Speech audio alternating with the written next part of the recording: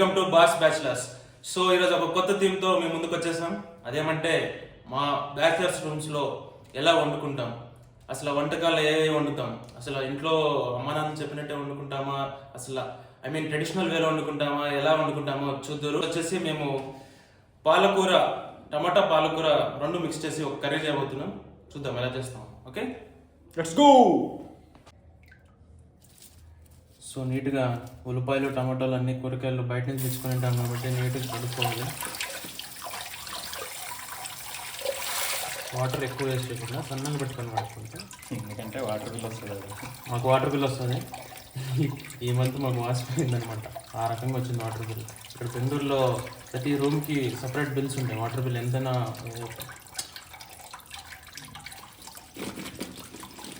Okay, so వంట చేయడంలో మొదటి ఘట్టం కూరగాయలని కోయడం. సో మన ఆయుధాలను చెప్పుకుందాం. ఎందుకు చెప్తున్నాము అని ఆలోచిస్తున్నారా? ఇవి చాలా అయ్యో 3 వచ్చినాయి అని 100 రూపాయలకు 3 అని తీసుకున్నాం, కానీ నో యూస్. ప్రతిసారి చికెన్ షాప్లో చెక్కినట్టు చాకులు చెక్కుతూనే ఉండాలన్నమాట. సో స్టార్ట్ చేద్దాం, వచ్చేయండి.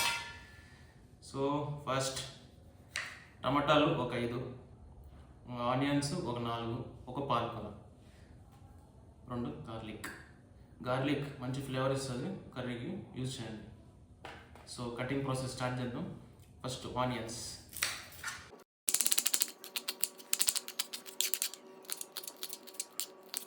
అందరూ కలిసి చేసుకోవాలండి పని. ఇది ఇంట్లో పాపం ఇంటికి వెళ్ళినప్పుడు నాకు అనిపిస్తుంటుంది, అమ్మలు ఒక్కరే చేస్తుంటారు అన్ని పనులు. చాలా హెవీ టాస్క్ అది. మాకు ఇప్పుడు బ్యాచిలర్స్ రూమ్స్లో చేసుకుంటున్నప్పటి నుంచి అర్థమవుతుంది ఎంత కష్టం మా అమ్మలు చేసే పని. టమాటాలు కట్ చేసే దాంట్లో ఒక చిన్న ట్రిక్ ఉంది. పైన ఈ గ్రీన్ కలర్ కనపడుతుంది కదా, ఇది తీసేయాలన్నమాట. ఎందుకంటే ఒక ఫ్రెండ్ చెప్పింది నాకు కూడా, తీసేస్తే ఇది పాయిజన్ అని చెప్పారు. ఇది కరెక్టో కాదో కామెంట్ చేయండి. ఇది దీంట్లో పాయిజన్ ఉంటుందంట, తెలియదు మనకి కూడా, వాళ్ళు చెప్పేందుకు ఫాలో అవుతున్నాం. సో కట్ చేసేసుకుందాం. వీడు వలుస్తున్నాడు, కట్ చేస్తున్నాను. అందరూ కలిసిమెలిసి కలిసి ఉంటే కలదు సుఖం, సంసారం కాదు ఇది. వలిసిన పాలకూరని నీట్గా కడుక్కొని, చాలా మట్టి ఉంటుంది, నీట్గా ప్రతి ఆకులో పైన మట్టిని అంతా నీట్గా కడుక్కొని. సో గ్యాస్ వెలిగిద్దాం. Let's start. మంచి. సో ఫస్ట్ ఆయిల్ వేసుకుందాం లైట్గా. ఆవాలు, జీరా కొంచెం వేసుకోవాలి, ఎక్కువ వేసుకోకూడదు.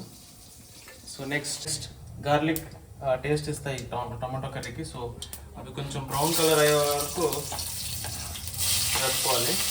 సో చిల్లీస్ కూడా వేసుకున్నాం. ఈ రెండు కొంచెం బాగా వేగిన తర్వాత ఆనియన్స్ వేసేసుకుందాం.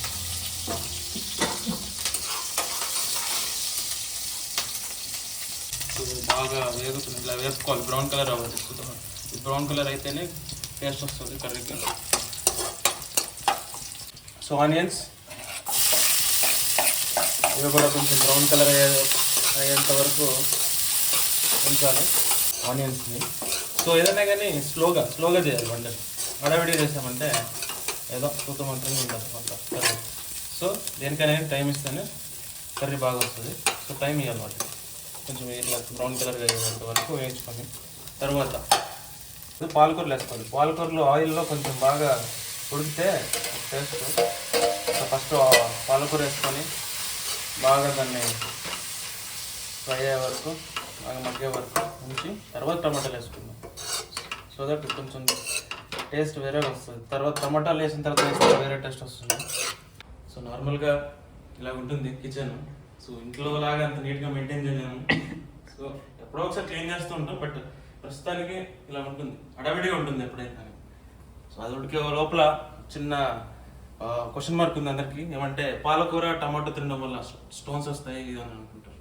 బట్ లిమిట్గా వారానికి ఒకసారి అలా తింటే ఏమి కావు. దాన్ని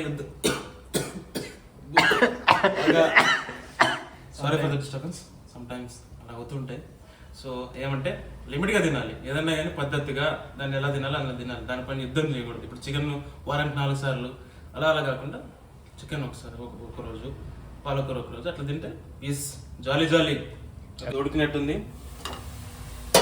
దీంట్లో వాటర్ అంతా బయటకు వస్తుంది, వాటర్ అంతా పోవాలి మళ్ళీ. సో ఆ టైం వరకు వెయిట్ చేసి టమాటాలు వేసుకొని కావాల్సిన ఉప్పు పసుపు అన్నీ వేసుకొని ఇంకా 5 minutes 10 minutes వదిలేస్తే కర్రీ రెడీ అయిపోతుంది. పాలకూరలో వాటర్ ఏం లేవు, టమాటాలు వేసేసుకుందాం. ఇది కూడా కొంచెం బాగా మిక్స్ చేసేసి ఉప్పు వేద్దాం. ఉప్పు వేసేసి కొంచెం మూత పెట్టేసి ఒక 5 minutes వదిలేద్దాం. బాగా కష్టపడిపోతున్నావు, ఏదో నువ్వే కష్టపడి అన్నీ చేసినట్టు. ఉంటారు బ్యాచ్లో ఒకడు ఉంటాడు, వాడే అన్ని చేసినట్టు మధ్యలో వచ్చి ఊరికి తిప్పుతుంటారు అనమాట. ఏదో సీరియస్గా వీడే స్టార్టింగ్ నుంచి ప్రాసెస్ అంతా వాడే చేస్తున్నట్టు. సో కర్రీ చూడండి బాగా మెత్తగా అయిపోయినాయి టమాటాలన్నీ. ఈ టైంలో పసుపు కొంచెం, కారం కొంచెం, ఉప్పు కొంచెం వేసేసుకొని మిక్స్ చేసేసుకొని కలిపేద్దాం.